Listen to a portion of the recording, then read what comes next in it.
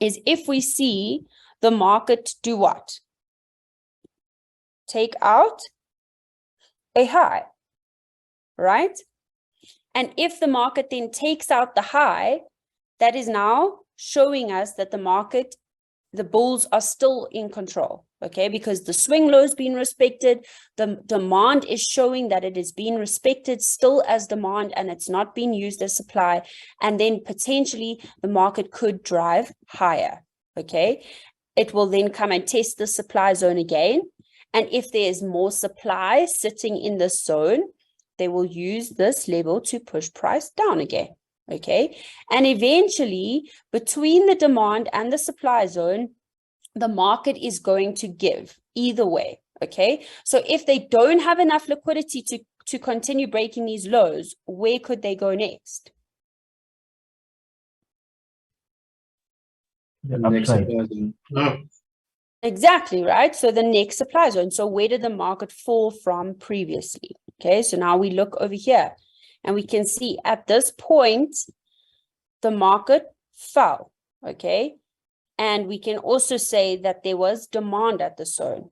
And if we look to the left, can we see that there was previous demand at the zone? Okay, and I mean, we could even extend it all the way to the left, but just so that you guys get the point and get the gist, let me just take us there. Oh, there we are. Okay, you can see how this was used as previous demand, supply, supply, supply, and then eventually demand, demand.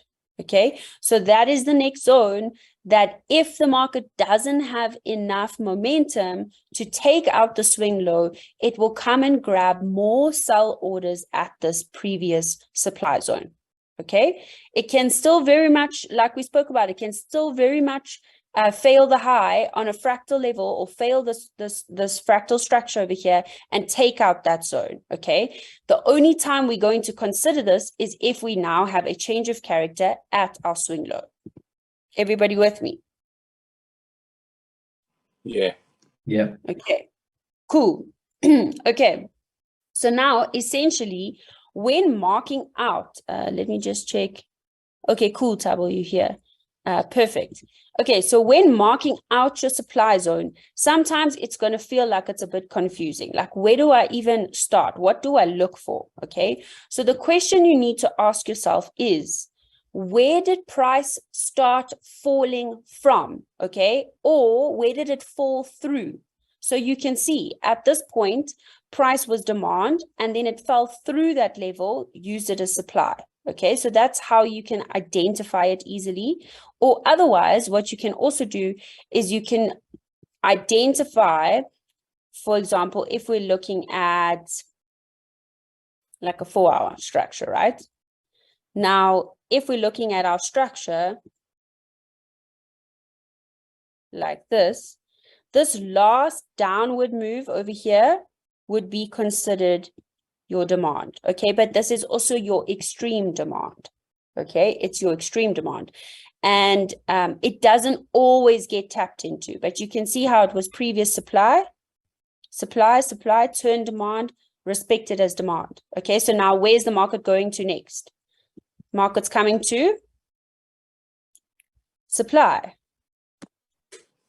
Okay, and if the supply is greater, we will take out this demand, and then we will use this demand, turn it into supply, and continue to do the same for all of these levels. Okay. However, if the demand is greater at this point, and what tells us that the demand is greater is when we see those confirmations, when we see the structure is telling us we are taking out highs now. Okay, if the market takes out the supply zone and decides to use this supply zone as demand again, it's coming to the next supply zone. Okay, so then you monitor the next supply zone as to where price could fall from. Okay, and if that price doesn't hold and price comes back to the demand and the demand is still greater, it will use that supply zone as demand again and will come back to the next supply zone.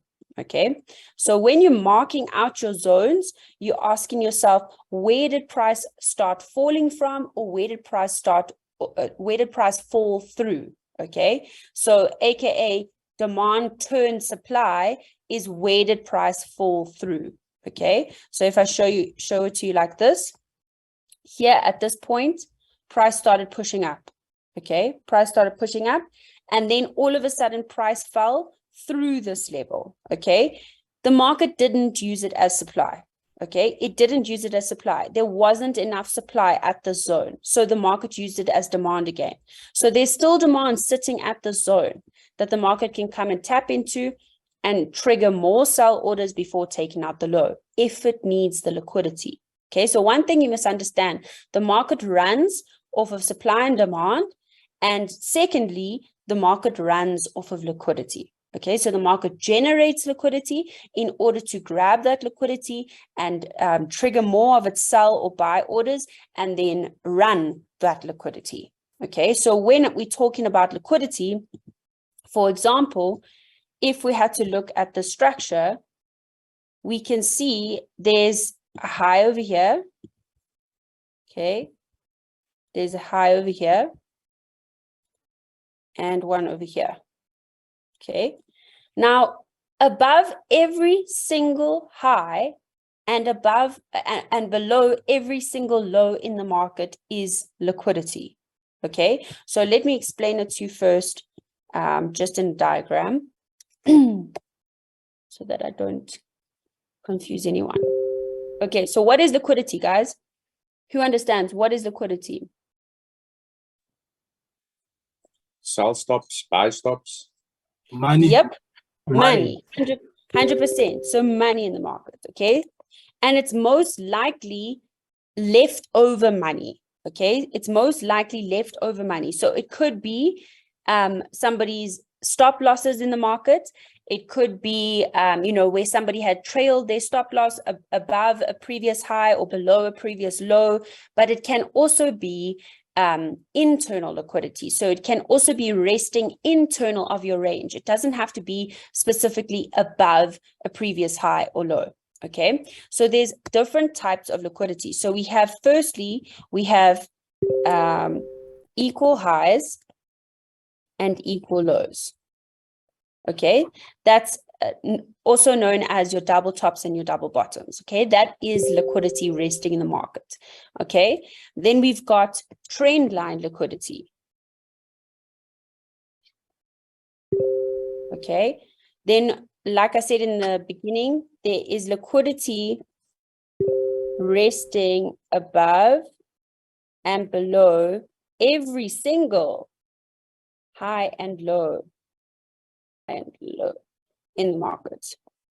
Okay, so if the market doesn't have enough liquidity to continue pushing higher, the market can take out a low, grab that liquidity and still push higher and take out the high. Okay, it all depends what their intention is. So we've got equal highs and equal lows. We've got trend line liquidity. We've got wick liquidity wicks.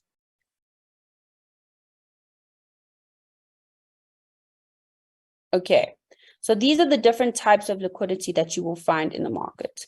Let's make this a little bit bigger. Okay, so equal highs and equal lows look something like this.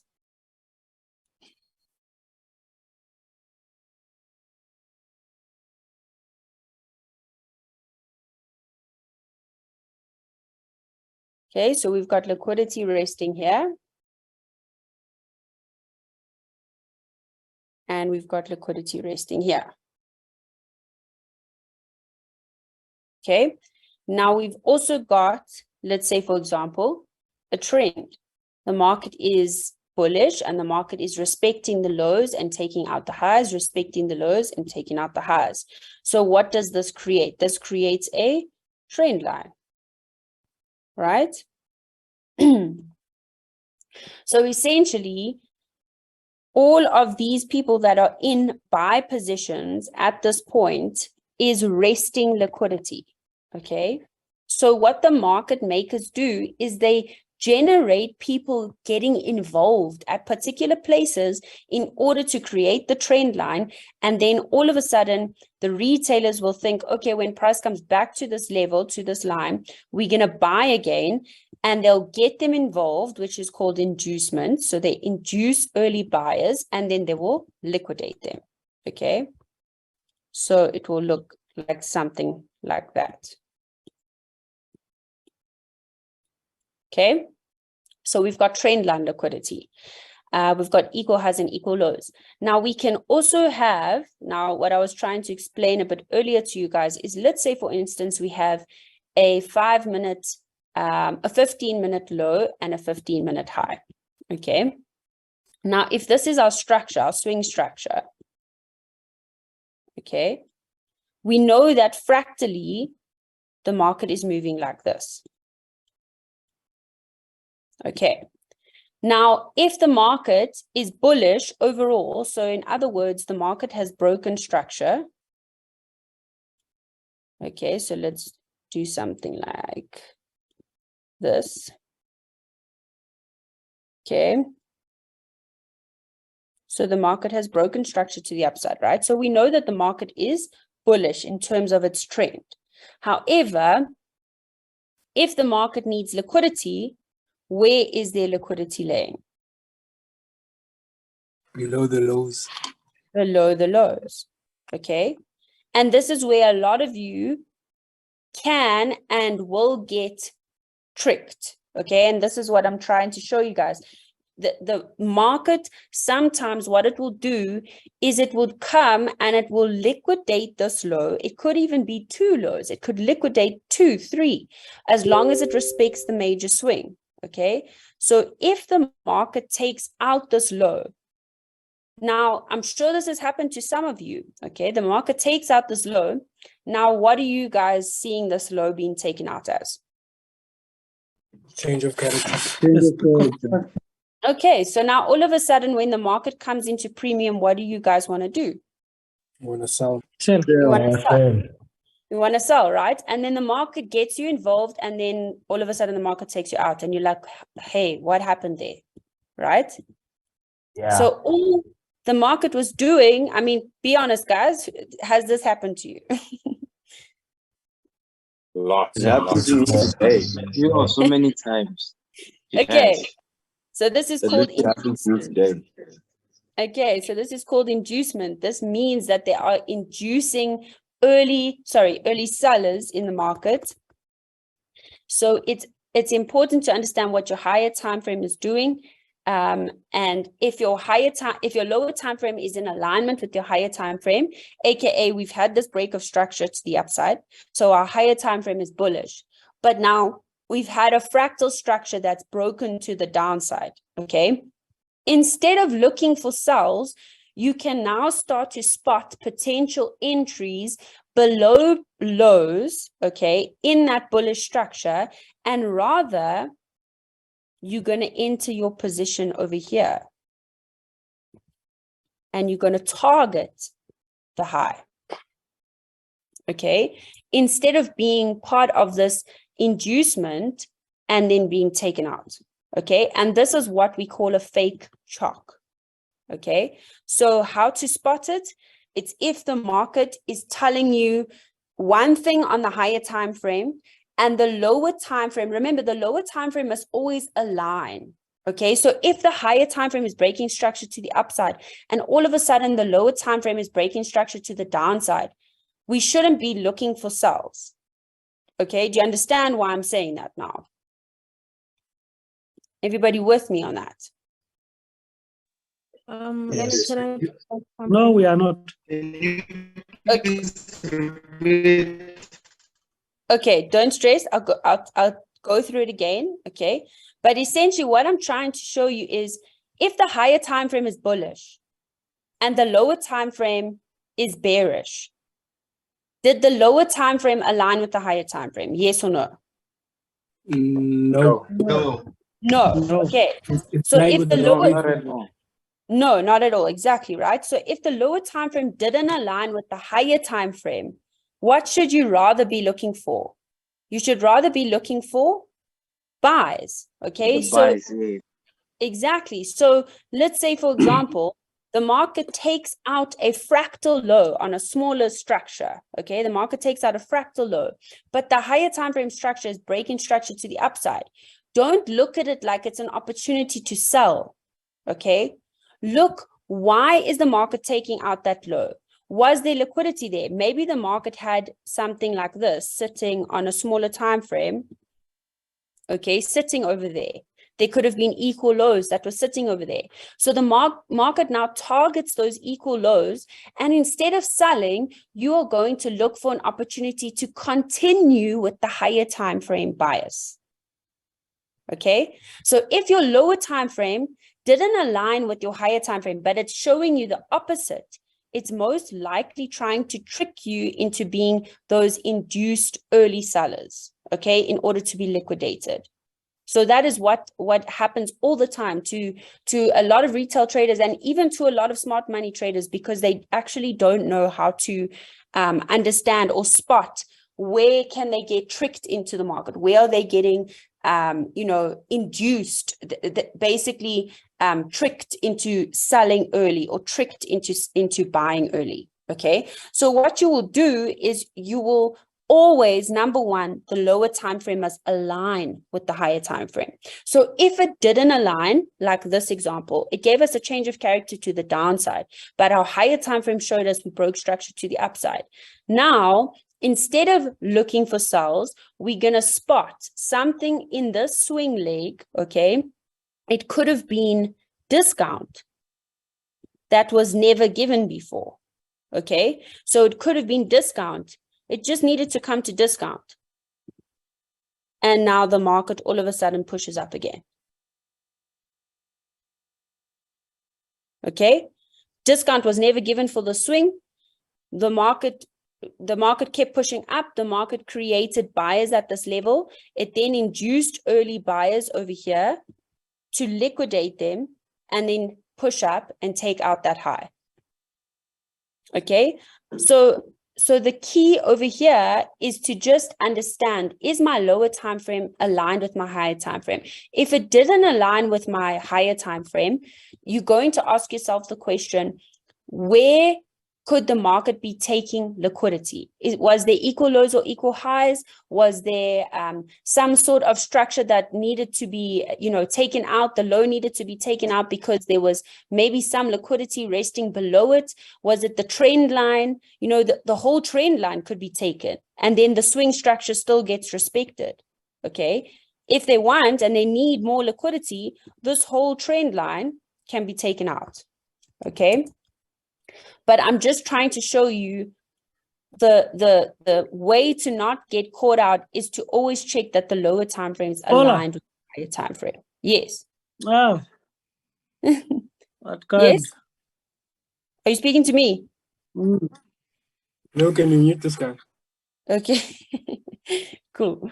Okay, sweet. So up to that point, is everybody clear with me now? Ellie, can you make notes on what you call it, inducement, like on different scenarios? Okay, so inducement is happening. Let's make a note like this. Okay, inducement happens when the market, when the lower time frame doesn't align with the higher time frame, or if there is liquidity resting below that point of interest.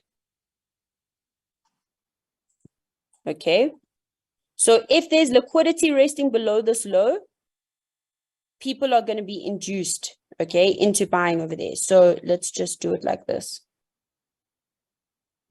Okay, so here's the induced buyers to get liquidated, and here's the induced sellers to get liquidated. Okay, so this is your inducement. Oh, sorry, this is where the buyers would be buying. Over here, right? Sorry, Ali. Yes. So does this inducement happen on a lower time frame? Yes, it happens on a lower time frame. 5 minutes and 1 minute. 5 minute, Yeah, 5 minute, 1 minute, mainly those smaller time frames. Yes, I mean, it can happen on like a 15-minute time frame. It depends if you're looking at a 1 hour structure or a 4 hour structure or a daily structure. It all really depends. But Okay, thank yes, you. it mainly happens on the lower time